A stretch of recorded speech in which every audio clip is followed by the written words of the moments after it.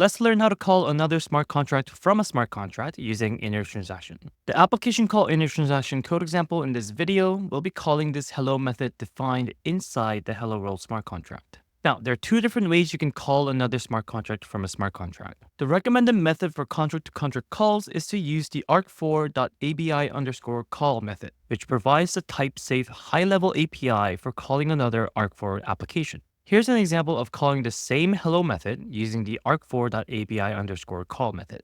The first argument should refer to an ARC4 API method, either by referencing an Algorand Python contract method, an ARC4 client method generated from an ARC32 app spec, or the method selector string with argument and return types. Here, we're directly referencing the contract method by importing in the hello world class from a different directory. The second argument should be the method arguments required for the method call. What's nice here is that ABI_call will type check and convert the type where appropriate for you. Here we're passing the string again as the argument. Then as the third argument, you need to provide the app ID of the app that you're calling.